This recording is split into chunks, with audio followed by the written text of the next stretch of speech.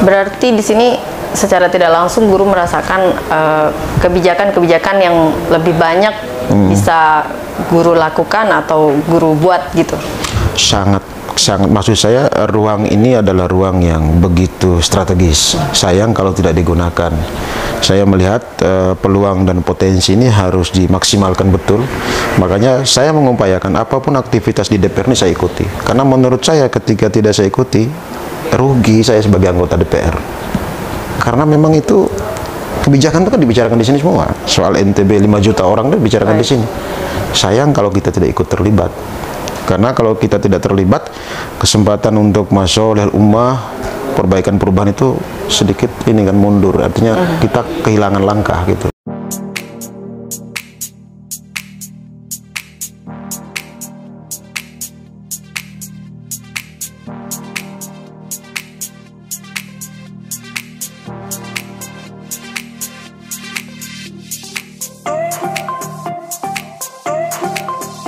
Assalamualaikum warahmatullahi wabarakatuh. Selamat datang Sobat Ini Lombok, dan kali ini berjumpa kembali di podcast Ini Lombok bersama saya Vinka Andini, dan kita sudah bersama bintang tamu kita yaitu Bapak Ahdiansyah. Beliau adalah salah seorang anggota di Gedung Udayana di Provinsi Nusa Tenggara Barat. Kita akan mengulik lebih dalam lagi terkait beliau, seperti apa karir beliau, seperti apa kehidupan beliau, dan juga pencapaian-pencapaian beliau hingga saat ini berada di Gedung Udayana Provinsi Nusa Tenggara Barat. Apa kabar? Alhamdulillah. Bapak Ahdiansyah. Baik selalu. Alhamdulillah. Iya. Beliau kebetulan akrab sekali dipanggil Guru Toi. Nah, saya panggilnya Guru Toi aja begitu ya. Boleh. Oke, Guru, tapi yang pengen kita tahu pertama-tama mungkin sekarang ini kenapa nama Guru Ahdiansyah tapi akrabnya dipanggil Guru Toi begitu? Guru Toi ya. Nah, sebenarnya simpel aja, biar gampang disebut ya. Apa spelling nama itu agak susah.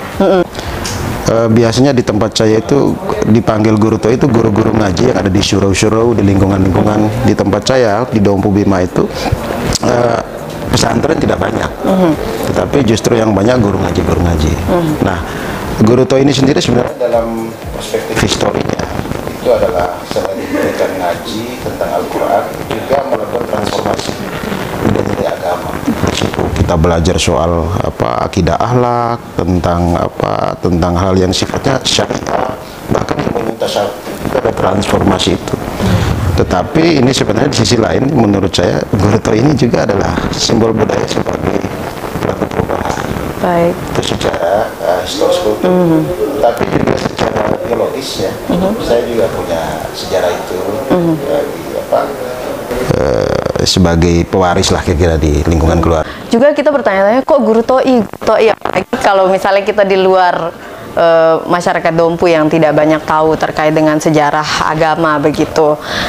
Berarti ini juga Guru Toi ini yang membawa guru ke sini, ke parlemen ini. Iya, saya kira itu spirit yang paling penting. Saya ini kan alumni pesantren. Ya. Dibesarkan di ruang lingkup Nahdlatul Ulama. Histori dan kultur ini nyambung dan saya tahu itu. Setelah saya melakukan riset hampir tahun 2010 ketika saya di NGO itu, saya menemukan fakta saya ternyata fakta perjalanan di sini.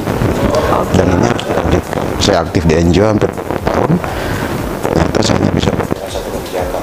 Ketika masuk di parlemen, alhamdulillah bisa kesempatan untuk transformasi dari perubahan. Nah, kalau kita lihat perjalanan karir guru, mungkin bisa diceritakan sejak masa kecil itu seperti apa sih? Berarti penuh dengan agama begitu kan? Nilai agama yang akhirnya sekarang guru sendiri perjuangkan itu untuk masyarakat di sini gitu. Saya dulu besar di Dompu, lahir di Dompu, saya SMP di situ. Kebetulan ini satu kelas sama saya dulu Bupati Dompu sekarang. Oke. Satu kelas sama saya dari 1 ke 3. Kami di situ sangat sebenarnya kehidupan yang begitu menurut saya sangat, bahasa anak-anak saya kalah gitu. Karena kehidupan itu yang sangat agama. Walaupun kebiasaan kami di kampung-kampung itu kan sejak saya SD sampai kelas 1 kan selalu ngaji, suruh itu ada transformasi ilmu segala macam. SMP lebih luas. Nanti lihat oleh orang tuanya agak nakal ya sudah pesantren kan. Saya nggak tahu kalau saya nggak di pesantren. Saya di pesantren kan, kemudian aktif di kampus di Selain Mataram. Dan alhamdulillah saya berguna dengan banyak organisasi. Apa saja organisasinya sampai akhirnya? Mulai kampus itu ya BEM, saya dulu aktif di BEM Syariah, saya dulu penggagas UKM musik malah. Oke. Saya mungkin agak aneh dulu kan, setelah pesantren, kemudian masuk ke kampus, saya suka musik kebetulan. Iya. Nah, dorong itu, kemudian aktif saya kebetulan ketua KPU pertama di kampus. Dulu pemilu raya baru pertama di kampus, setelah itu saya ketua KPU pertama. Dan di eksternal saya aktif di Pergerakan Mahasiswa Islam Indonesia. Tahun 2001 saya jadi ketua umum, kemudian aktif di Ansor, aktif di KMPI. Hampir mungkin semua organisasi saya coba geluti, dan saya rasa itu sebagai energi baru untuk menambah jejak kita sampai sekarang. Saya kira pengalaman nilai-nilai itu yang membuat saya bisa mungkin terbiasa survive aja. Ya. Dengan keadaan seperti itu, dan visinya mungkin visi-visi itu yang kita lanjutkan di luar pondok. Ya, betul. Kalau tolak balik akhirnya menyatakan diri, wah saya ini kayaknya harus berpolitik nih, gitu. Mulai kapan? Gitu? Iya, saya itu sebenarnya orang yang sangat apolitis, anti negara. Jadi anti negara saya itu sejak saya aktivis mahasiswa, saya paling bahkan di sini di gedung parlemen saya sering ikut aksi. Iya. Ada yang bilang sini ini yang demo dulu, anggota DPR sekarang. Saya bilang kalau saya nggak masuk ke sini saya nggak bisa ikut perubahan. Iya. Perubahan. Nah, saya hampir aktif di mahasiswa di NGO hampir 20 tahun. Saya rasakan perjuangan kultural itu tidak banyak yang bisa saya intervensi gitu. Jadi sejak zaman mahasiswa saya semua kajiannya sangat kritis terhadap negara gini. Ternyata saya sadar kalau tidak masuk ke ruang negara ini maka kita hanya bisa meneriakan di luar. Maka saya menempuh jalan politik lewat partai, masuk di parlemen. 3 tahun alhamdulillah saya merasakan ada beberapa perubahan yang saya intervensi. Misalnya kan dari aspek regulasi, perda-perda, dari aspek kemitraan, itu secara langsung efektif. Kita ekstraparlamenter di luar. Jadi hampir 2010 saya didompu advokasi dengan NGO itu. Iya. Saya berhasil mendorong perubahan. Di situ produk yang dilahirkan zamannya itu pendidikan secara gratis. Jadi hampir 15 tahun saya hanya bisa mengintervensi satu kebijakan. Baru 3 tahun di sini. Alhamdulillah saya sudah mendorong perda pencegahan perkawinan anak, perda pesantren, perda perlindungan produk lokal, bahkan banyak perda-perda yang efeknya untuk masyarakat luar biasa. Berarti tidak ada kesulitan untuk terjun ke dunia politik pada awalnya. Itu tahun berapa sih, Tuan Guru? Saya sebenarnya itu di politik sejak mahasiswa, sejak karena partai yang saya geluti sekarang, partai yang memang secara ideologis, secara historis nyambung dengan organisasi yang ada di saya. PMI, Nahdlatul Ulama, dan PKB.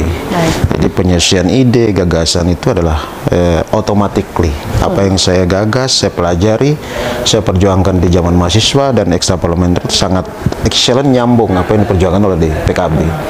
Karena itu adaptasinya ya udah nyambung aja. Tidak perlu banyak adaptasi begitu ya? Tidak perlu. Justru saya belajar di NGO, di mahasiswa, ya prakteknya di sini sebenarnya. Yang real perjuangan itu ada di sini sebenarnya. Berarti awal karir menjadi anggota DPR atau anggota parlemen ini baru di periode ini ya? Baru periode. Sebelumnya nyoba 2014, tapi ya garis tangan sama tanda tangannya belum ada, jadi belum bisa. Walaupun 2014 itu saya sangat optimis ya. Tapi alhamdulillah 2019 bisa diberikan kesempatan jadi anggota ini. Berarti setelah gagal di 2014 akhirnya mencalonkan diri lagi di tahun 2019 dan alhamdulillah lolos begitu. Ya. Ya betul. Kenapa langsung ke provinsi? Kenapa tidak ke kabupaten dulu? Dulu begini, Mbak. Jadi pilihan saya kenapa provinsi? Pertama memang ruang gerak saya ada di Mataram, di provinsi base saya. Jadi hampir 25 tahun saya ada di Mataram. Cuman saya selama saya jadi aktivis mahasiswa hingga saya di partai, hilir mudik tuh bisa sekali dalam sebulan, bisa 2 kali seminggu. Saya udah 2 minggu sekali saya bolak-balik. Terus yang kedua, ini strategi politik aja. Ya. Di bawah itu di kabupaten keluarga saya banyak jadi calon. Okay. Kompetisinya tinggi. Terus yang ketiga, menurut saya pilihan strategis perubahan itu bisa dilakukan di level provinsi. Jadi lebih mudah aja. Berarti memang secara tidak langsung pendidikan agama yang guru dapatkan dari kabupaten, dari kecil itu memang mengalir ke politik begitu secara tidak langsung. Secara tidak langsung mungkin iya, tapi saya tidak sadar dan tidak pernah bermimpi ingin menjadi politisi. Karena saya ini, menurut saya anak ke-10 dari 10 bersaudara, saya anak terakhir. Saya cukup diberikan ruang kebebasan oleh orang tua saya. Memilih menjadi apa itu beliau sangat welcome aja. Itu yang saya tangkap, bahwa saya apresiasi pada orang tua saya. Silakan melakukan apa saja, ini apa pilihan hidup silakan lakukan. Cuman beliau mensupport saya dalam hal apa saja. Berarti sudah lama di partai dan juga 3 tahun berjalan menjadi anggota parlemen di provinsi NTB ini. Apa perubahan yang guru rasakan setelah menjadi salah satu anggota di Gedung Udayana ini? Apa yang berubah ya? Ada tidak? Saya rasa biasa-biasa aja saya nih. Maksud saya tetap bergaul sama teman-teman saya. Justru ini ruang yang lebih besar karena di ring saya itu adalah para pelaku-pelaku perubahan menurut saya. Saya senang melihat anak-anak, misalnya kenapa saya selalu hadir di pertemuan-pertemuan teman mahasiswa, teman-teman NGO, karena itu adalah lingkungan saya. Jadi ketika saya masuk di parlemen, lah ini ruangnya ada saya. Ayo teman-teman, mari kita backup bareng-bareng. Nah, saya merasa ada ruang yang lebih luas, lebih kuat untuk kita intervensi perubahan. Nah, makanya bagi saya sangat senang kalau ada teman-teman yang memberikan informasi, gagasan, dorongan perubahan yang bisa saya lakukan di sini, saya akan lakukan. Berarti di sini secara tidak langsung guru merasakan kebijakan-kebijakan yang lebih banyak bisa guru lakukan atau guru buat gitu. Sangat, maksud saya ruang ini adalah ruang yang begitu strategis. Sayang kalau tidak digunakan. Saya melihat peluang dan potensi ini harus dimaksimalkan betul. Makanya saya mengupayakan apapun aktivitas di DPR ini saya ikuti. Karena menurut saya ketika tidak saya ikuti, rugi saya sebagai anggota DPR. Karena memang itu kebijakan itu kan dibicarakan di sini semua. Soal NTB 5 juta orang itu dibicarakan di sini. Sayang kalau kita tidak ikut terlibat. Karena kalau kita tidak terlibat, kesempatan untuk masoleh ummah, perbaikan perubahan itu sedikit ini kan mundur. Artinya kita kehilangan langkah gitu. Baik. Tapi kalau sekarang bukan hanya kebijakan yang guru bisa lakukan, kabarnya terbaru sudah menjadi ketua Bapakperda. Nah, ini tugas baru juga dong berarti. Ya, saya sebenarnya di DPR ini kan ada tiga fungsi yang melekat secara kelembagaan. Jadi fungsi kemitraan, fungsi penganggaran, dan fungsi legislasi. Fungsi-fungsi ini efektif kita lakukan sebagai anggota. Nah, kalau menjadi ketua Bapakperda ini, saya kira gridnya lebih naik lagi. Potensi dan peluang untuk melakukan intervensi perubahan itu lebih ada gitu. Ya, bagi saya ini adalah peluang dan potensi. Apa yang menjadi gagasan kita bisa lebih gampang untuk menjalankannya, lebih ada peluang lebih bagus. Dan cara saya mensyukuri, insya Allah saya akan memaksimalkan peran ini kira-kira. Ada PR tidak dari ketua Bapakperda sebelumnya untuk guru? Saya lihat aja mungkin bisa diceritakan. Karena saya aktif di sini di Bapakperda ini kan hampir 2,5 tahun berjalan, dan sekarang ada jadi ketua. Yang paling penting menurut saya sekarang itu, Bapakperda adalah lembaga yang betul-betul kunci untuk peraturan daerah. Jadi peraturan daerah ini kan mengatur NTB nih. Maka menurut saya yang sedang saya agendakan di dalam sekarang, mereview kembali perda-perda yang itu perda hampir 10 tahun yang kita anggap tidak efektif, perda yang belum ada perangkat teknisnya pergubnya, dan perda-perda yang kita anggap memang masih belum sinkron dengan regulasi yang nasional. Kenapa ini penting? Ya ini soal hajatan 5 juta orang di NTB. Maka menurut saya yang paling penting kita akan review itu perda 10 tahun terakhir, dan yang kemudian yang paling penting juga inovasi-inovasi di Bapakperda ini saya lihat belum ada ya. Walaupun sebelumnya kita sangat normatif lah, bikin perda, FGD. Ya, menurut saya besok harus ada ruang lagi melibatkan banyak orang. Sehingga perda-perda yang dilahirkan itu lebih berkualitas, lebih partisipatif, dan juga lebih mencerminkan kebutuhan orang banyak. Ini tantangan buat Bapakperda saya kira. Lebih pro rakyat begitu ya? Harusnya, standing posisinya di situ. Kita maksimalkan Oke. di situ kira-kira. Oke, berarti masih banyak PR sebagai ketua Bapak Pardadi. Banyak.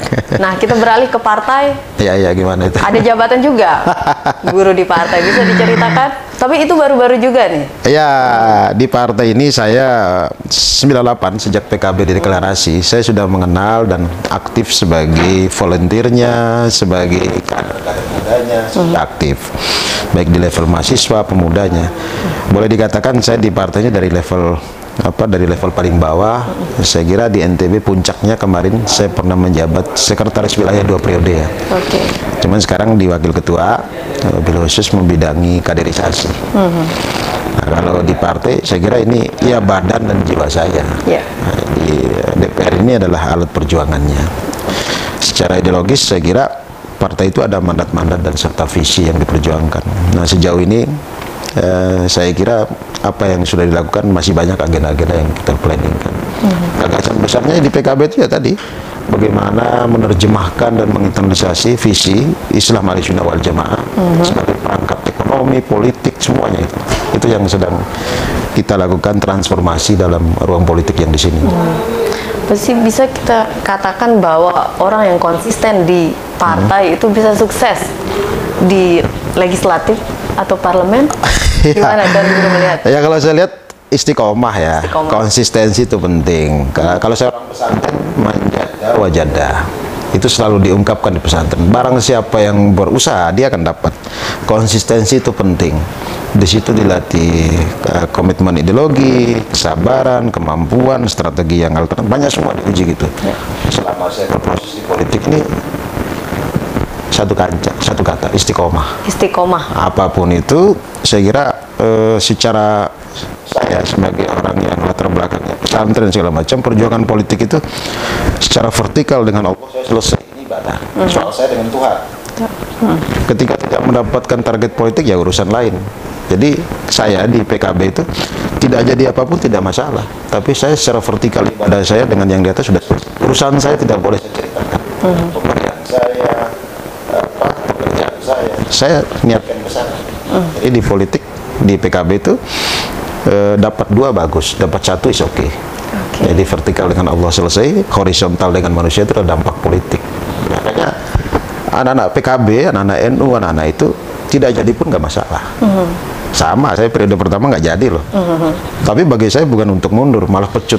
Alhamdulillah sukses periode kedua. Berarti Keuji ini itu. bisa menjadi contoh bagi kaderisasi partai PKB itu sendiri begitu dengan iya. memberikan contoh dari guru sendiri. Saya kira kalau betul-betul memahami platform PKB, saya kira semua orang PKB akan begitu. Akan melakukan hal yang sama. Dia melakukan, ya ada istilah di kami itu, berpolitik adalah ibadah, ber-PKB itu berkah. Oke. Jadi politik itu adalah ibadah, ya saya secara vertikal dengan Allah selesai. Ketika Anda ber-PKB kemudian berproses, berkahnya itu jadi DPR, jadi gubernur, jadi bupati, itu berkah. Itu bonus begitu. Bonus.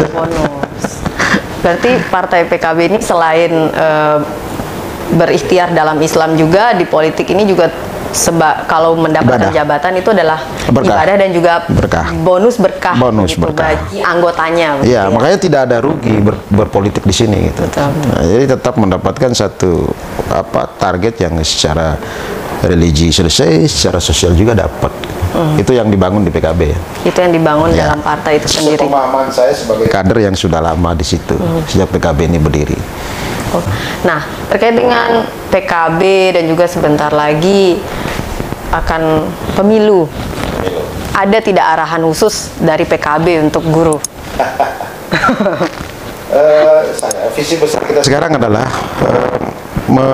menggolkan Gus Abdul Muhaimin Iskandar menjadi presiden. Oke. Karena bagi PKB yang sekarang ini secara nasional surveinya selalu 3 besar, 2 besar, 3 besar, 2 besar.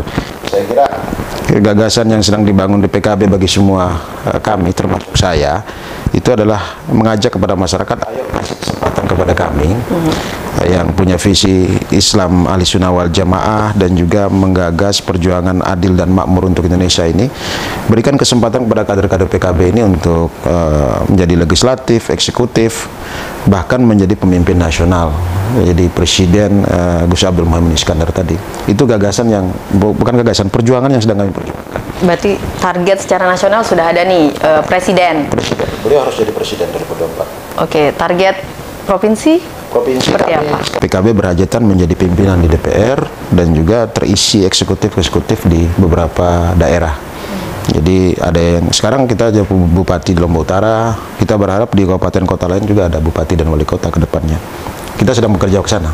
Berarti target sekarang bupati di kabupaten kota yang ada di provinsi NTB dan juga 3 besar di parlemen. Ya, kalau saya sendiri ngalir aja, ngalir. Maksud saya kalau konstituen saya masih minta di DPR provinsi, why not? Tapi kalau ada perintah juga partai untuk melaju lebih kencang lagi, itu perintah. Makanya saya kira harus dilakukan. Tapi kalau secara pribadi guru di pemilu ke depan seperti apa? Ya, saya mungkin akan tetap melanjutkan perjuangan ini karena menurut saya di parlemen ini masih banyak hak yang menurut saya agenda-agenda yang belum tuntas.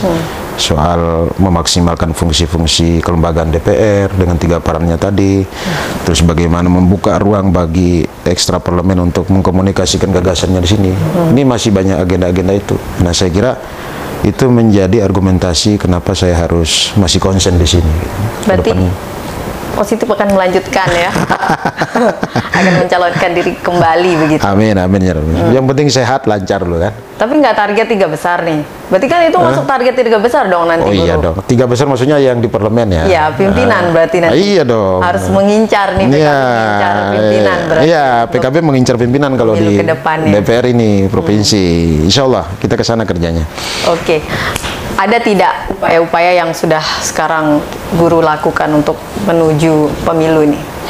Oh iya, sekarang ini kan kita sedang melakukan penguatan struktur partai dan juga ekspansi kader, menguatkan kita coba menjembatani fakta dan data-data yang berkembang. Misalkan Indonesia hari ini akan menerima bonus demografi.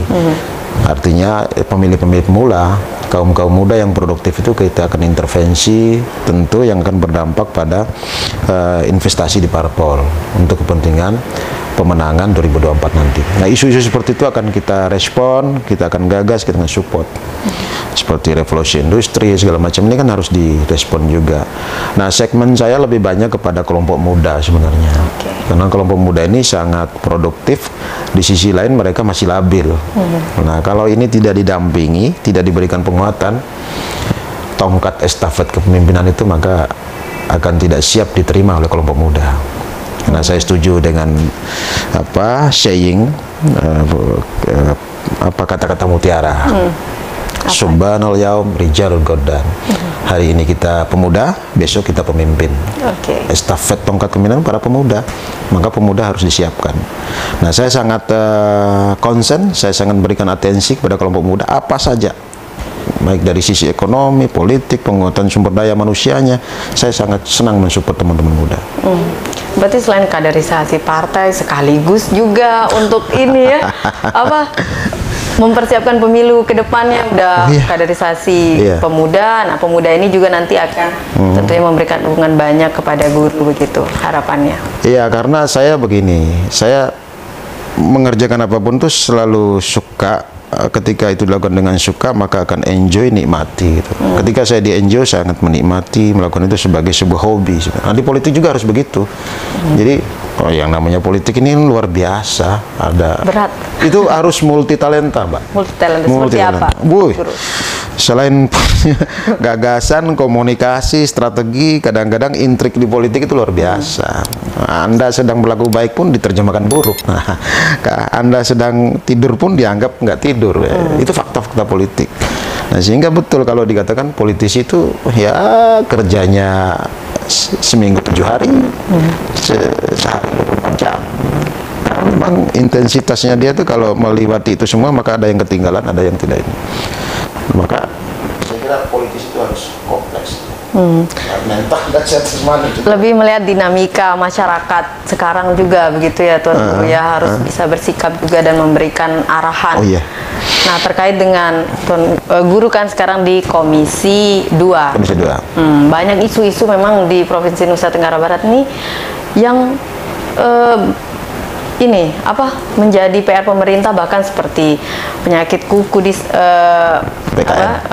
PKM, penyakit kuku dan mulut, kemudian pariwisata kita yang baru saja bangkit. Nah, seperti apa Komisi 2 sekarang melihat fenomena-fenomena ini? Iya, kebetulan di Komisi 2 itu mitra kerja saya ekonomi itu ada 11 OPD ya. Ada wisata, ada peternakan, ada perdagangan, ada perindustrian. Saya kira ini sebenarnya momentum buat NTB ya, karena tidak semua mendapat kesempatan event-event internasional dilaksanakan di sini. Bayangkan di dunia itu GP di sini, bukan hanya di Indonesia. Makanya era kebangkitan dunia itu ada di NTB. Nah, ini potensi peluang yang memang harus direspon secara positif dan juga secara maksimal oleh kita semua. Tidak cukup oleh Pemprov. Kita dengan kemampuan dan sumber daya kita harus merespon itu dengan maksimal. Nah, kesempatan ini harus ditata, harus direbut. Nah, kemarin saya dengan mitra-mitra itu, katakanlah dengan soal ini misalnya PKM itu ya, PKM apa PMK itu? PMK, penyakit mulut dan kuku. Walaupun hanya diisolasi di Lombok, tapi itu juga berdampak secara keberlanjutan ekonomi, soal survive-nya para petani, peternak, dan itu berdampak pada naik turunnya harga daging dan segala macam. Nah, kemarin saya juga dengan mitra berdiskusi ya di Komisi 2 itu mencari solusinya. Nah, paling tidak itu mengeliminir dan menyiapkan tidak ada korban. Nah, saya dengar sudah ada kebijakan nasional persiapan 150 miliar lah itu untuk para korban-korban itu. Di sisi lain soal pariwisata juga. Nah, kalau di NTB ini kan ada 3 sektor paling utama yang secara ekonomi ya.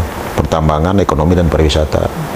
Pertambangan, pertanian, pariwisata. Nah, tiga penyangga ekonomi ini menjadi concern kita untuk kita support dan dorong di Komisi 2. Nah, 3 sektor ini menjadi atensi betul. Nah, termasuk kemarin soal harga gabah yang menurun, kemudian di sisi lain kita mengalami surplus beras yang hampir 3 kali produksi. Nah, ini sesuatu yang diuntungkan, tapi ada sesuatu yang dirugikan. Kita coba cari solusinya. Insya Allah dalam waktu dekat dengan mitra kita akan panggil, cari solusinya. Bagaimana beras yang lebih itu juga tidak merugikan harga gabah yang dari petani. Banyak hal yang sebenarnya yang di penunjang ekonomi di NTB ini yang menjadi Indonesia krisis itu bukan para pedagang-pedagang besar, penyangga ekonomi itu kecil. Iya, dan itu terbukti juga dari COVID yang 2 tahun kemarin. Mereka survive. Dan itu sebagai penyangga kan. Nah, saya kira ini penting, harus disupport.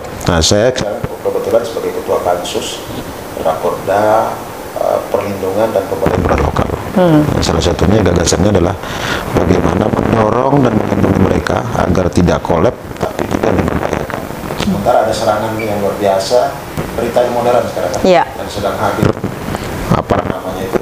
Tapi kadang-kadang kehadiran mereka, faktanya itu bisa membunuh. Nah, ini ingin mendorong regulasi yang kita dorong di DPR ini agar memproteksi sekaligus memberdayakan. Jadi produk mereka juga didagangkan di retail itu. Kalau memang produknya itu belum cukup layak, buat dong layak. Higienisnya, kemudian kesehatannya, cek kemasannya, kualitasnya, itu tanggung jawab retail yang hidup. Ini regulasi yang sedang kita buat sehingga dua-duanya diuntungkan.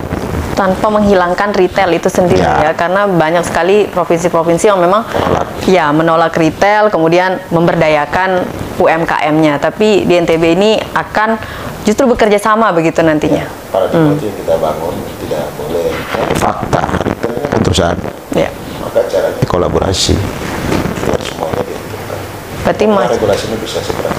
Ya, berarti UMKM nantinya diminta untuk membuat kualitas produk yang memang layak untuk ditampilkan di retail begitu. Wah, menarik ya. Mudah-mudahan supaya lancar ya. Insya Allah dalam tahap finalisasi regulasi. Dan saya langsung sebagai ketua pansusnya, atensi saya sedang di situ. Mudah September ini segera diketok. Oke, September. Nah, ini guru kita udah membahas tadi banyak sekali tentang politik dan juga kebijakan-kebijakan sebagai anggota DPR di Provinsi Nusa Tenggara Barat ini.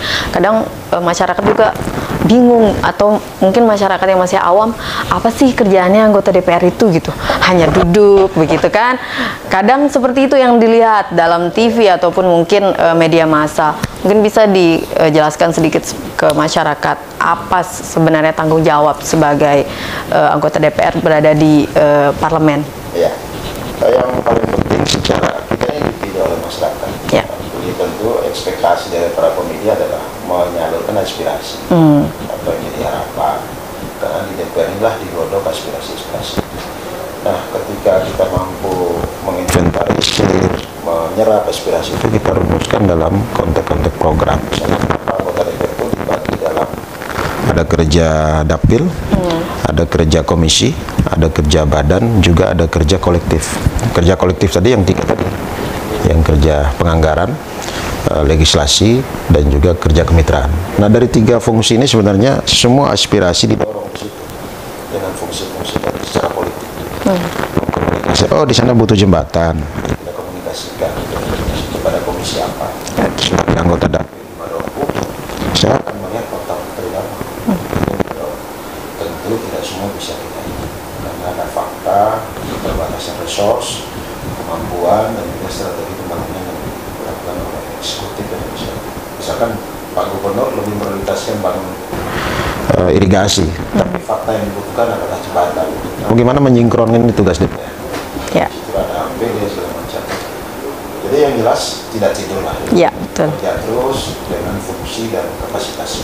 Nah, kalau saya semaksimal mungkin kita gunakan ruang sekecil apapun kita maksimalkan untuk mengatensi kebutuhan masyarakat. Baik. Oke, cukup jelas sepertinya ya, seperti apa tugas anggota DPR khususnya di Provinsi Nusa Tenggara Barat ini. Kita pengen tahu kegiatan guru selain menjadi anggota parlemen. Ya, ya. Ada tidak kegiatan-kegiatan mungkin yang guru lakukan saat ini yang untuk mengisi waktu luang mungkin? Saya itu sebenarnya keseharian saya tadi hobi saya itu ngumpul dan berorganisasi dengan hampir setiap waktu. Saya tidak bisa menolak selama mahasiswa mengundang saya untuk membagi ilmu dan pengalaman. Saya tidak melihat dia latar belakang apa. Selama saya ada waktu dan kesempatan, saya akan hadir. Ke teman-teman lintas agama saya datang. Selama saya ada waktu.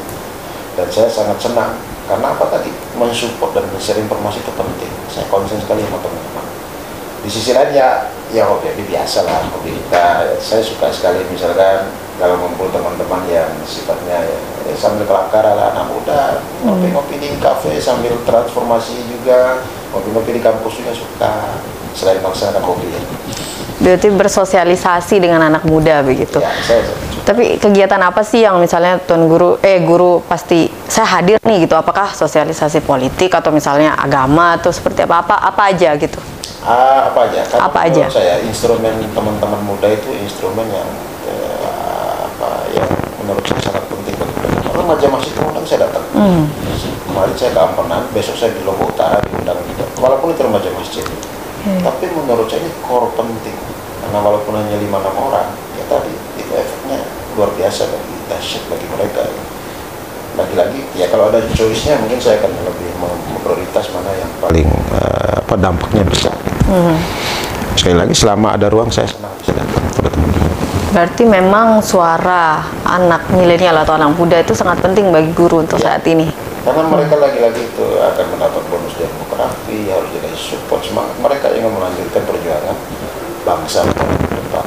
Berarti mereka harus lebih semangat dari guru dahulu begitu ya?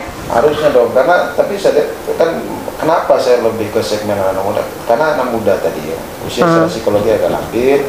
Cuman akses informasi mereka walaupun sekarang informasinya sangat terbuka, tapi informasi soal politik itu kan masih sangat lemah ya. Bahkan yang banyak yang apolitis. Padahal dia nggak tahu berinstagram itu juga itu adalah dampak dari kebijakan politik. Besok kalau ada undang-undang melarang Instagram, itu kan dibicarakan di DPR. Nah teman-teman harus tahu itu. Ngopi juga di kafe itu kebijakan politik. Teman-teman harus tahu. Nah kalau teman-teman tidak ada representasi itu, tidak ada yang bisa dengan teman-teman. Masuklah ke ruang politik, sadarlah ke politik. Oke, baik. Ini sebelum kita mengakhiri perbincangan, kita banyak sekali mendapatkan ilmu dan betapa pentingnya generasi muda untuk mengetahui juga ilmu politik sekaligus agama agar seimbang begitu seperti guru ya. Ada tidak pesan khusus bagi anak muda sekarang yang menyaksikan juga ini dan juga mungkin anak muda yang anti politik agar berpikirlah sedikit untuk bangsa ini melihat politik itu sebagai sisi yang bermanfaat begitu, yang berguna, yang penting bagi ke depan bangsa Indonesia. Ya, saya ingin mengutip Soekarno saja, berikan aku salah seorang orang tua dan tapi tidak bisa berlaku apa-apa walaupun hanya meninggalkan kemeja, tapi berikan aku 10 anak muda maka aku mampu bisa memindahkan gunung besar itu ke manapun. Artinya Soekarno ingin mengatakan bahwa potensi anak muda itu adalah potensi yang luar biasa dahsyat, bukan karena energinya, tapi fresh, potensi usia lebih panjang dan pasti mampu bereksekusi lebih lanjut. Nah, menurut saya anak muda siapkan kompetensi Anda, terlibat dalam segala ruang, manfaatkan beberapa waktu dan kesempatan ini untuk membuat masa depan. baik. Yang melanjutkan kalian dan teman-teman besok. Yang penting semangat. Baik, luar biasa sekali itu dia bagaimana memang negara ini pun dibangun atas dasar inisiasi anak muda begitu, perubahan-perubahan yang dilakukan oleh bangsa Indonesia berawal dari anak muda. Nah, itu dia Sobat Ini Lombok perbincangan tadi kami bersama Guru TOI Bapak Ahdiansah SHI yang akrab disapa Guru TOI. Terima kasih atas waktunya Bapak ya, sudah mampir di podcast Ini Lombok dan semoga podcast ini memberikan banyak sekali contoh-contoh mungkin juga dan juga ilmu bagi anak muda yang ingin berpolitik. Seperti guru dapat menginspirasi dan juga tentunya bermanfaat untuk ditonton kalian semua. Saya pamit undur diri, terima kasih dan jangan lupa like dan subscribe akun Ini Lombok di bawah dan sampai jumpa di podcast selanjutnya. Dadah. Terima kasih Tuan Guru ya atas waktunya.